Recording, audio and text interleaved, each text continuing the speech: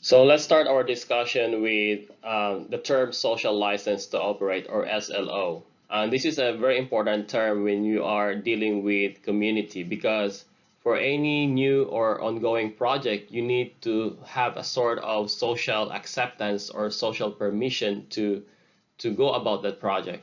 So SLO refers to the level of ongoing, the key term is ongoing acceptance or approval by the local communities and stakeholders of the organizations and their operations. In this case, for example, the operations would be possibly a proposal to build a potable reuse facility, potable water reuse facility, just like in your assessment task one about a scenario there, given that you are to propose a potable water reuse facility in Sydney, and you have to gain to do a stakeholder engagement to gain a social acceptance. So basically, that social acceptance is what we term as social license to operate. From the name itself, it's pretty clear that you need a sort of a license.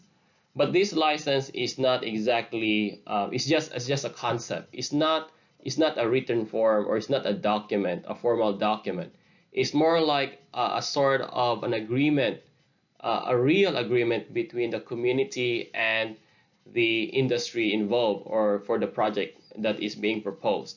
So in this sense, it means that you can easily see a project that has no SLO, that has a failed SLO, because that has no social license. I mean, because you can see a lot of people protesting on that project, or they're saying a lot of different activities just to go about that project. And so when you see people in the streets saying that the project should not push through, and so this means that many people don't see the project as beneficial to them. So that is a failed social license to them. So you need to engage the community in order to get that social acceptance and social permission, or social license in this case. This is a concept that is related to the concept of sustainability and the triple bottom line, which is the three P's: the people, profits, and planet. So this is a balance of having a sustainability aspect. So you don't only think about money all the time. You don't think about only taking care of the environment, but also you have to care about the community involved. So it has to be a balance of three aspects here. So the people here is where the social license come in. This term was also first coined in the mining industry when they were dealing with their own project in the mining industry. So there are three steps to gain the social license, basically. The first step is very crucial there, is establishing the legitimacy of the project. It means you have to make sure that you give very good information about the project. You have to let them know what will happen in the future, and also what would be the role of the people, if their opinion will matter or it will be used for decision making. So because this is very crucial, it will also, there's a risk that there's a total rejection from the start. So this, you have to make sure that your project is legitimate. So once you have this step, a good approval, a good support for this step, then now is the time to get the credibility, or form your credibility towards the society. The credibility is gained through time, and it's not only like 1 week or 2 weeks. It has to be gained through time. So you have to provide a lot of time engaging with people. You have to make sure that there's a quality engagement over quantity. So regardless of how many times you do it without really listening to the people, then you are not establishing credibility. So this is very, very important, because this is where people will see your true colors here. If in fact the project is what you are saying to them, and if they feel that the people are actually involved in the whole of the project planning as well. So once they know that you have established your credibility, then that's the time that you have to go to the highest level of potential trust, the trust that is given to you by the aspect of the project with them.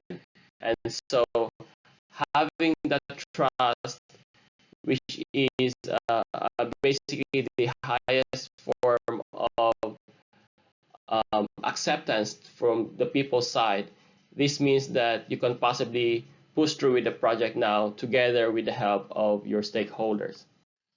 So measuring the level of social license is not an easy step, but there are some indicators that would indicate what level you are in terms of the approval or acceptance level. Because it's a complex process, it is gained over time as you build the relationship with the people, but at any time it can be easily lost. As you know, people always change their behavior, they change their opinion through time, and so whatever you have discussed in the earlier stage will possibly also change later on. So it has to be maintained, communication has to be maintained, engagement has to be maintained throughout the course of the project. So there are some indicators what would tell you at what level of acceptance you are in or approval you are in terms of your social license. You will know exactly if you are not given a social license, it is withdrawn or withheld in terms of your social license, because you will see a lot of boycotts, a lot of possibly violence in the streets, some legal challenges. Some people try to uh, uh, go to courts for some challenges on your project, on shutdowns, for example. There will be a lot of protests like this.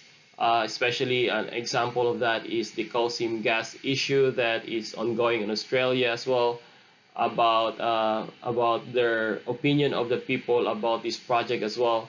So it's easy to see if people are not approving of your project because of such indicators here. But if there is a given of some sort of acceptance or tolerance, so it means that there is a divide among people about how they feel of the project. Probably they will be able to be more accepting, but still you can see people, the presence of outside non-governmental organizations looking at the project and trying to monitor the project all the time, because you have not established the trust yet. Though it is not the same like this where it is a total shutdown, this is more of allowing you to continue, but you will still hear a lot from them.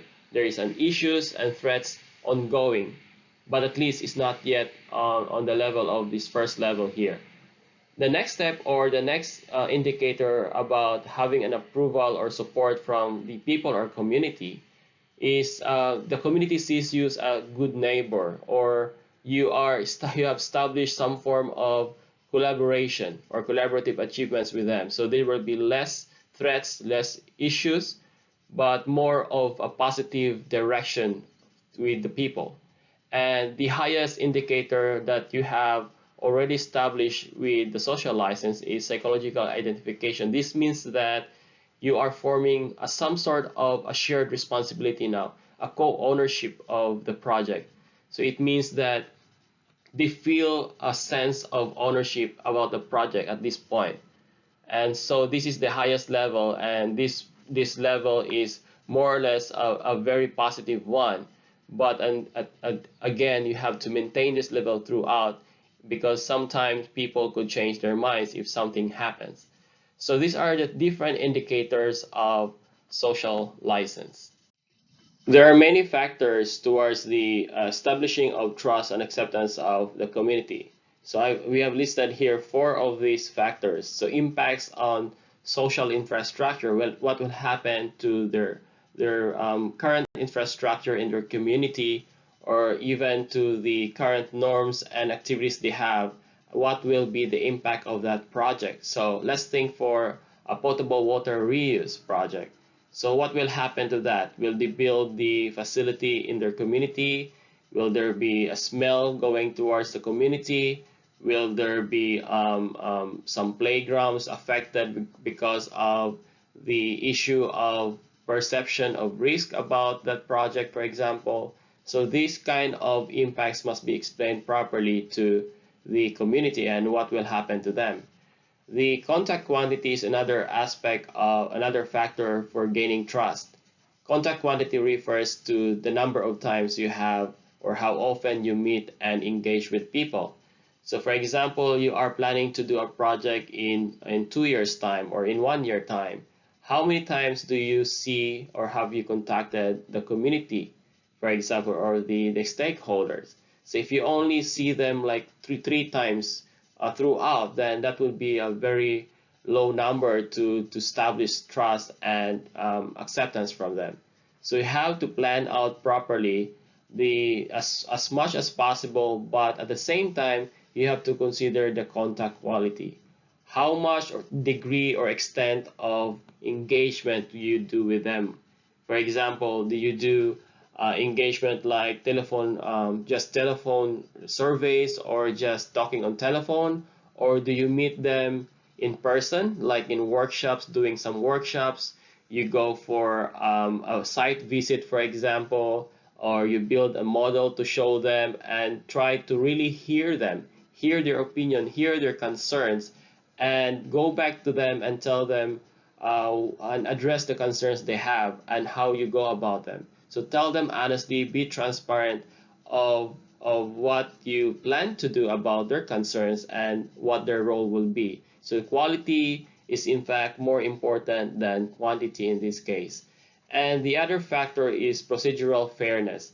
How fair is the process? Is it only a one-way unilateral decision-making process, or is it a multi-aspect or a multi-step process where you provide fairness in the procedure to gain or to move with their decision or to consider their decision, not decision, their opinion, and how you go about their opinion. So the procedure of feeling of fairness is important to gaining the trust of the people. So once you gain the trust, then it goes towards the acceptance and approval. So if you remember in our previous video on community acceptance factors as well, trust is also indicated there. And we mentioned that the trust in the people handling, for example, the government, is important for people to accept or approve that aspect there. So public acceptance is basically more on trusting the stakeholder involved, trusting the people who are planning the project, trusting the people supporting the project, the authorities involved, and not just the technology, for example. So if we look at potable water reuse again, we have established technology in that one, and we know that the technology works. But if you only focus on the technology and tell people that, okay, don't question the technology, the technology works, we have a good quality of water, and so you have to accept this because you don't have to be wary about the water quality because it works. So if you only focus about the technology, then people will probably not really be keen on trusting you because they trust more of the person and the capability of the person rather than just about technology. So this is why we are talking about socio-technical aspects of a project. So the relationship between the community and the technology interlinked together. So another factor is on it is based on the competence and integrity of that person, which is related to this one.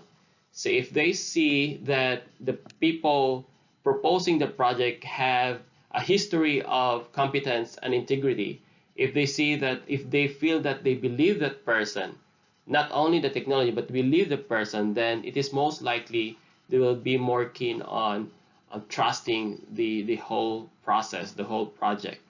If high trust, also risks are seen as a smaller and more trust on technology. So this means that if you have established already the trust in the people and they have really trust you well, so they feel like anything that will happen has a smaller risk, and at the same time they automatically trust the technology because they believe you, they believe the person or the organization that is proposing the project. So please consider this one in terms of when doing your assessment task one, because how many times do you need to see or to do your stakeholder engagement, and what kind of activities to form that quality engagement, as well as making a fair procedure. So building the trust have many steps. So some of these are here. So basically you have to share a lot of information. No matter what kind of activities, may it be verbal or you can be written information, so that you have to be open and transparent. So you have to be honest here. Don't hide anything, because at the end of the day, if you hide anything, that once they know that you have hidden something, your trust will be easily broken. And then also it's important that you share responsibility. You have to be collaborative with them. Share responsibility so they will also feel that they own the project in some way. So once you have that sense of ownership, there is more responsibility to it, and they are also thinking that they have to be successful in your shared endeavor. And then build meaningful relationship. This is important. This is about people, people to people, and people to industry. You have to make sure that this is a real relationship. This is not a one-way street. Okay, building a relationship takes time. So it means when you build a relationship, you're also building trust. And then be transparent in decision making. Make sure that you tell them during your consultation or during your workshop what will exactly happen, what are the objectives of that workshop, what will happen to the opinion that they have raised through the workshop, and what will be the role of this workshop in the final decision making. If you're only doing the workshop and, for example, town hall meetings, some surveys, and then people will ask what will happen to those answers that you have given or to those opinion that you're given. If they are not going to be used in decision making, then it will be of no use. So you have to be transparent to them exactly what will happen to this, the outcome of these activities.